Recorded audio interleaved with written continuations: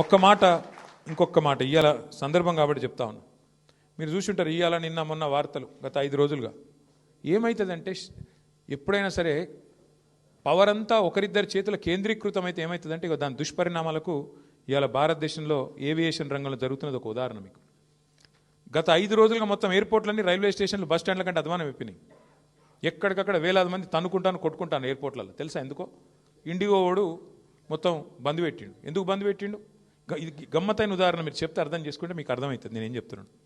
సంవత్సరం కిందట civil aviation ministry కొన్ని రూల్స్ పాస్ చేసింది. ఏమని? శ్రమ దోపిడీ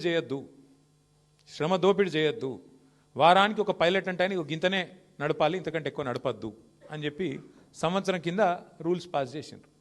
సంవత్సరం కిందటనే వాళ్ళు కొన్ని డైరెక్షన్స్ ఇచ్చిండ్రు. DGCA, director general of civil aviation. IndiGo, air India రెండే ఉన్నాయి భారతదేశంలో, ఇంకోటి లేడు. ఇప్పుడు ఏమైందంటే ఇది లిటరల్గా 2 వ్యక్తుల చేతులు మొత్తం భారతదేశంలోని విమానయానం మొత్తం 2 సంస్థల చేతులు ఆధీనం అయిపోయింది. ఏమైంది వాళ్ళ దానివల్ల?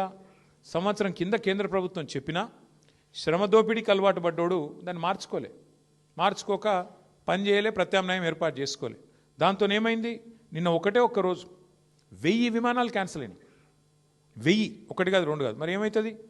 ఎయిర్పోర్ట్ బస్ స్టాండ్ అయిపోయింది. వాస్తవం ఇది. ఏం జరుగుతుంది? కొంతమంది వ్యక్తుల చేతుల్లోనే మొత్తం శక్తి కేంద్రీకృతమైతే దానికి ఒక గొప్ప ఉదాహరణ, ఆ దుష్పరిణామానికి గొప్ప ఉదాహరణ నిన్న మొన్న విమానయాన రంగంలో జరుగుతున్న వ్యవహారం. ఒక ఇండిగో, ఒక ఎయిర్ ఇండియా రెండే మిగిలినాయి ఇప్పుడు భారతదేశంలో. ఒకటి టాటా, ఇంకోటి ఇండిగో. వాళ్ళ చేతులకు పోయింది దేశం. వాళ్ళు ఇప్పుడు ఎస్ అంటే ఎస్, నో అంటే నో. ఆఖరికి ఏమైంది తెలుసా? 5 రోజుల తర్వాత కేంద్ర ప్రభుత్వం మేల్కొని వాళ్ళు ఇచ్చిన ఆర్డర్ వాళ్ళే వెనకకి తీసుకున్నది. ఇవాళ వాళ్ళు ఏ ఆర్డర్ అయితే ఇచ్చిర్రో, ఇండిగో వాడు మారలే, ప్రైవేట్ వాడు దిగిరాలే. నేను తప్పు చేసినా ఒప్పుకుంటలేడు. వానికి ఫైన్ వేసే దమ్ము లేదు ప్రభుత్వానికి. ఏమైంది ఆఖరికి?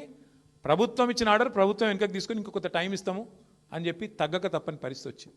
ఏమవుతుంది? శక్తి మొత్తం, సంపద మొత్తం కొంతమంది చేతుల్లో కేంద్రీకృతం అయితే అంటే ఒక గిది అవుతుంది.